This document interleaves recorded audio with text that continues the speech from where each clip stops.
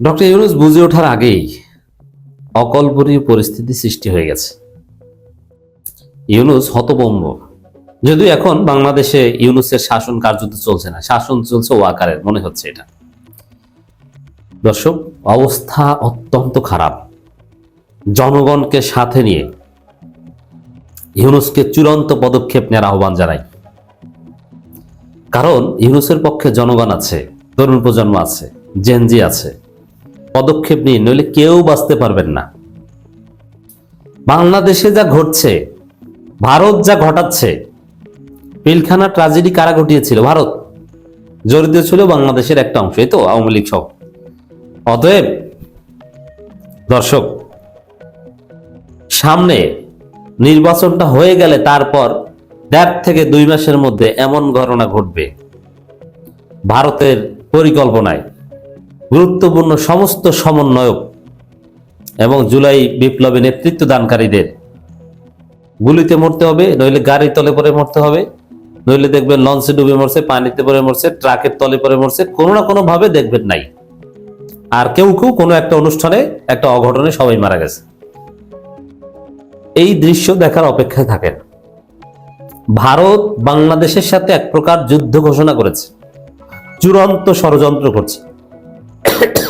বিশ্বের পরিস্থিতি, not only Bangladesh, বিশ্বের পরিস্থিতি এখন এমন খারাপ এবং ভারত সেম এই কাজ করছে।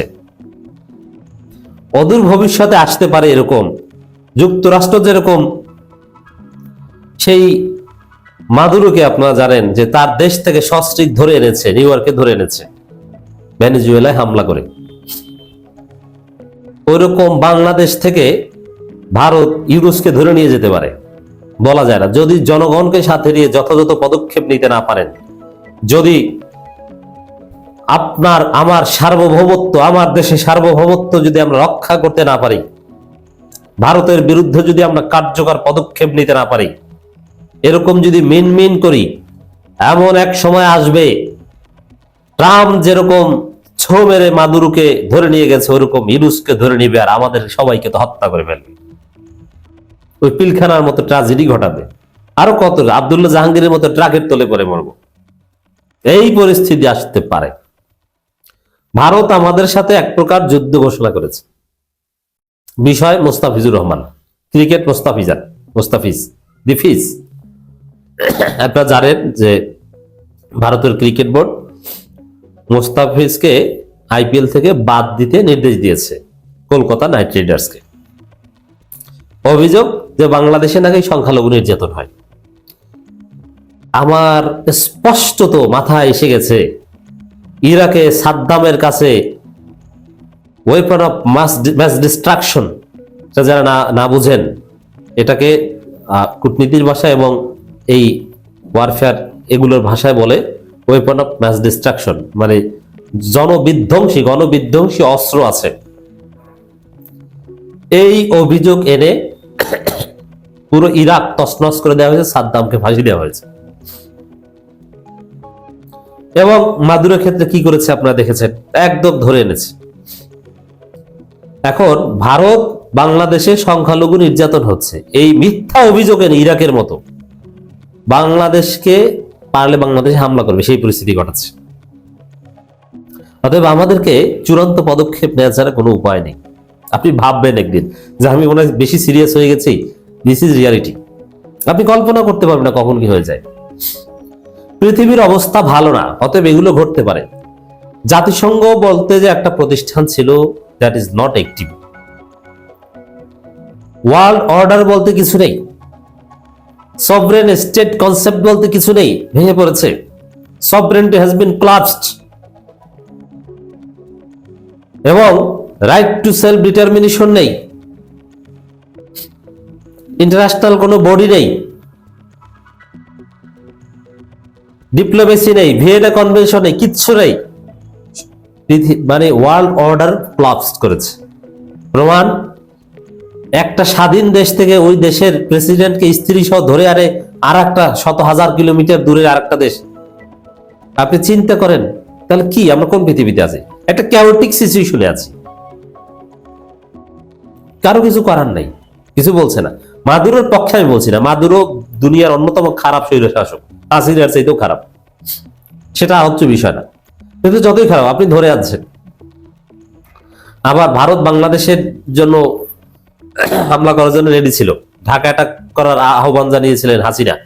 আমার দেশ প্রথম যেদিন ছাপা হয়েছিল 5 আগস্টের পর, সেই দিন এই যে ঢাকা অ্যাটাক করতে বলেছিল হাসিনা। অতএব এই অ্যাটাক করা সম্ভব বা এই ধরনের চিন্তা ভাবনা বা প্রস্তুতি ছিল বলেই তো হাসিনা এটা বলেছেন। এবং বাংলাদেশের আশেপাশে ভারতের বিভিন্ন বেস ক্যাম্প অনেক কিছু আছে। এটা কোন সময় কি ঘটে, ইউনুসকে ধরে নিয়ে যায় কি করে, যেহেতু পৃথিবীতে একটা অস্থিরতা বিরাজ করছে, যে কোনো দুর্বল রাষ্ট্র নিজেরা নিজেদের নিরাপত্তা না দিতে পারলে শক্তিশালী রাষ্ট্র ধরে নিয়ে যাবে আপনাকে। যুক্তরাষ্ট্রের কার্যকলাপের মাধ্যমে এটা বৈধতা পেল, এখানে জাতিসংঘ থেকে শুরু করে পৃথিবীর কেউ ফিরাতে পারেনি। যদি মাদুরোকে ছাড়িয়ে নিতে পথিমধ্যে রাশিয়া আরো অনেকে এরকম পাল্টা হামলা করতো জাহাজে বিমানে, ওকে ফেরত দে, নইলে তো নিউ ইয়র্কে হামলা, তখন একটা ব্যালেন্স অফ পাওয়ার বা একটা কথা হতো যে এরকম করে পার পাওয়া যায় না। জাতিসংঘ যদি বলতো ইউএস এর বিরুদ্ধে পদক্ষেপ নেই, জাতিসংঘ পারলে ফিরিয়ে দিক, যে কি অপরাধ করেছে ওটা তারা নিজেরা বিচার করবে, আমরা আন্তর্জাতিক আইন অনুযায়ী যা করার দরকার করবো। ইন্টারন্যাশনাল ল বলতে কিছু নেই, আন্তর্জাতিক কোনো মূল্যবোধ নেই এখানে।